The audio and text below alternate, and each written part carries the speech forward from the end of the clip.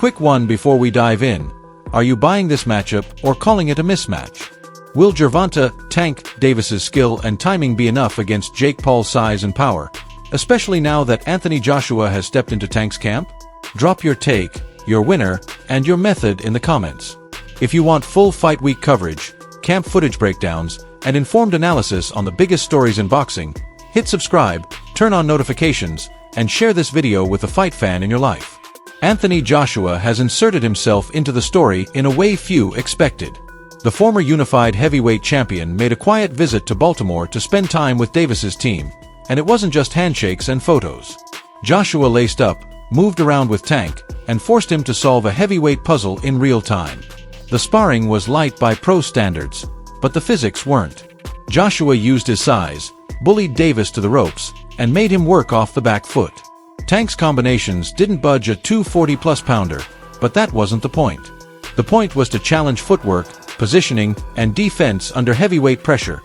Exactly the kind of stress test this exhibition demands. From the ringside instructions, it was clear Calvin Ford, Davis's longtime trainer, expects a lot of that on fight night. Punch, turn, don't stay there, Ford shouted between rounds, drilling the exact exits and angles Tank will need at 195. Observers say the spar was controlled and private. No leaked clips, no showreel knockdowns, but Joshua spoke afterward and his takeaway mattered. He'd been preparing for Paul himself before their talks fell apart, which means he knows the right hand and the timing to expect. He's slower, Joshua said matter-of-factly. Reach isn't crazy. He'll hold up for a couple rounds. Once it gets hot, we'll see. If you've watched Tank's camp updates, you've noticed the difference. The training video that dropped this week wasn't a montage of a champion going through the motions. It showed a man who wants to redefine himself. This isn't another defense, he said. It's the return of Gervonta, Tank Davis. The days now begin with dawn roadwork, end with evening miles, and are built around a stricter nutrition plan designed to add functional muscle without stealing speed. Davis admits he didn't like the way he felt when his power didn't translate the way he expected in his last outing. That experience, combined with the size gap he's about to face, has him chasing gains in strength, endurance, and resilience. 2-a-days, he shrugged when asked about the grind. Run in the morning, eat, rest, work at night. The pad sessions show the payoff. It's the coordination and the crispness that stand out now, the ability to thread compact, accurate counters without planting too long. If critics want to complain about matchmaking, they will. But nobody in the sport disputes Davis's technical quality, and this camp has put it on loud display. You can see the hard reset in how he's training, mobility work to keep his hips loose, long rounds on the bag to build lactic acid tolerance, and an unusual choice, 15-round spars with 5-minute rounds against fresh partners, to simulate the suffocating feel of being in with a heavier man who won't go away. I know I can beat him, Tank said. I've done it in the gym with bigger guys before.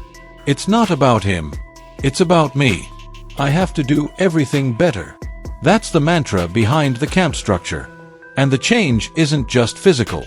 Davis has openly spoken about mental health over the last 2 years, about how his past left scars, how therapy is a tool he intends to use when his schedule allows, and how staying disciplined keeps him stable. It's about survival, the narrator of his latest piece said. Strange for a heavy-handed guy, but it makes sense when you know where he came from. Whatever you think of Tank's recent draw and the noise that followed it, the man in the gym looks focused, fueled, and blunt about why he's still here. If I'm leaving this sport, he told a friend on camera, I'm leaving right. Mike Tyson set the tone early when he joined camp. He didn't come to add power. He came to cut mistakes. Never back up straight, he told Tank. Finish your combination and move off on the last punch. Don't stay there.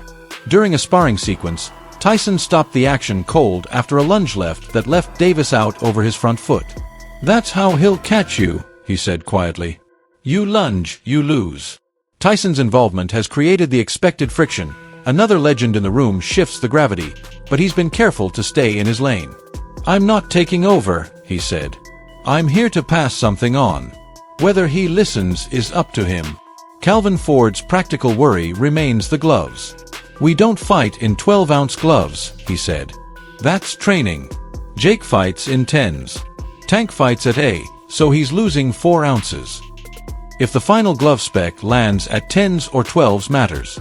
4 ounces on a 195-pound puncher's hands versus a 135-pounder who's moving up is not a detail, it's a risk calculation. The smaller the glove, the bigger the bite, and the more discipline matters. Jake Paul, of course, is leaning into the theater.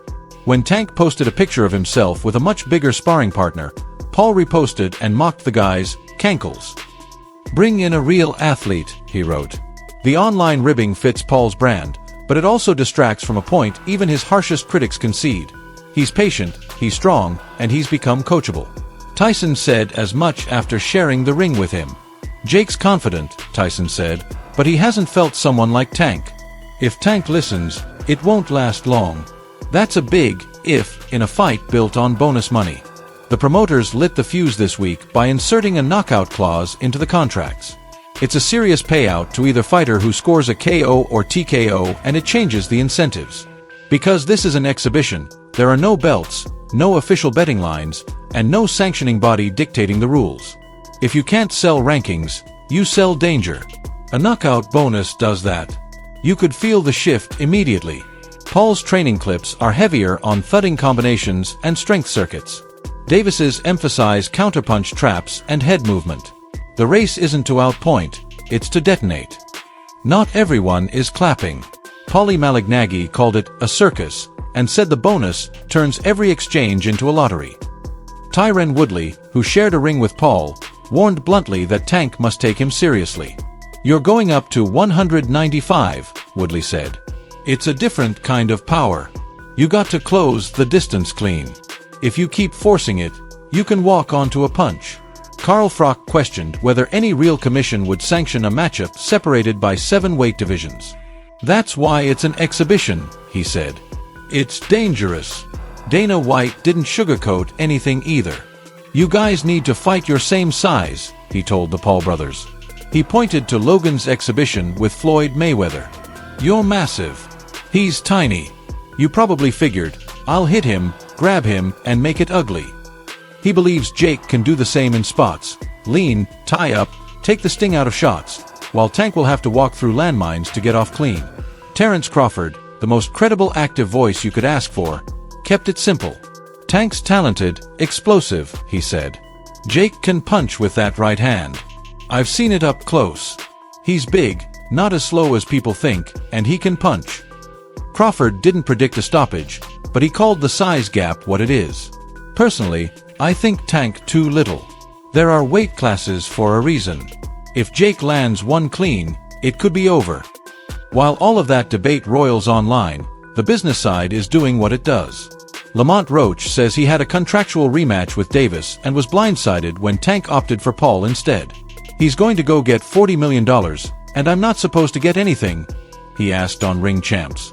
Roach said he wasn't even offered step-aside money. "If I was in his shoes, I'd have called me. We're taking this fight. Here's something to step aside." They didn't even pick up the phone. Team Davis says their obligations under sanctioning contracts and this exhibition live in separate lanes. The WBA's silence suggests regulators aren't eager to swim in a Netflix-sized pool. The message is clear: this fight exists in its own bubble. As for Anthony Joshua and Jake Paul potentially meeting down the line, that bubble may be bigger than the sport itself. Paul has teased a 2026 fight with AJ more than once. In a recent video with his brother Logan, he doubled down. "We already talked," he said. "I want to be heavyweight champion of the world." AJ's chin is gone. He's stiff. Logan pushed back, but he's still Anthony Joshua, and even Paul laughed at the audacity of it. Audacity is the brand, and it's also the problem. Eddie Hearn, who promotes Joshua, didn't mince words. "No commission should allow that," he said. "Jake's an active cruiserweight. AJ would bash him." Frank Warren, who has Tyson Fury and Daniel Dubois under Queensberry, was more diplomatic. "Doors are open," he said of Joshua's next move, "but there's no rush. He's got nothing left to prove." Joshua is still recovering from a training setback and has not fought since the knockout loss to Dubois at Wembley. He's 35. Usyk and Fury may be nearing the end. The heavyweight picture is shifting. In that fluid context, a Joshua Paul spectacle feels like talk, not calendar. It didn't help Paul's credibility with hardcore fans that he previously called out Canelo Alvarez for a May date, only for Canelo to sign with Riyadh Season. When Logan asked point-blank whether Jake was on meds, when he called out AJ, the younger Paul laughed it off. "No," he said, "but I would if you got some." The bit was good content, but it also underscored a truth Eddie Hearn spelled out. When the money is obscene, ideas that should be unthinkable become possible to float. He doesn't consider the medical consequences, Hearn said. It's disgusting, to be honest. So where does that leave us? Back in Atlanta, with a sold-out arena, an exhibition at 195 pounds, a knockout bonus big enough to drag men out of character, and Mike Tyson teaching a smaller man how to move like a predator without getting snared. Gervonta Davis's team is drilling patience and precision. Jake Paul's team is drilling the jab and the right hand they believe can change everything. Anthony Joshua has simulated the worst-case scenario in sparring. A huge man walking Tank down, leaning, pushing, making him box and breathe without panic. When the bell rings, two things will decide it. First, can Tank get to the spots he wants without walking into something heavy? That's Tyson's entire curriculum. Finish and turn. Don't admire your work. Don't reach. Second, can Jake maintain the discipline to keep it long until the moment comes to let the right hand go? The worst thing Paul can do is trade recklessly with a pound-for-pound puncher. The worst thing Tank can do is respect the crowd more than the danger in front of him. Oddsmakers think Davis handles his business on November 14th. The pros are split. The fans are loud. The money is guaranteed. The bonus is dangling. We're one camp tweak, one glove announcement, one video clip away from another spike in temperature. Now it's your turn. Does Anthony Joshua's presence in Tank's camp change your pick? Is the knockout bonus good for the show or a line crossed? If Davis wins, does it add to his legacy? If he loses, does it damage it, even as an exhibition? Who do you like, Gervonta Davis or Jake Paul? And how does it end? If you're here for this kind of deep dive, blending gym intel, promoter politics, and fighter analysis, hit like, subscribe, and tap the bell. We'll bring you final weigh-in notes from Atlanta, confirmed glove specs, undercard previews, and post-fight reaction with punch stats and trainer quotes. Coming up next, the evolution of crossover fights, what they get right, where they go wrong, and why weight classes exist for a reason.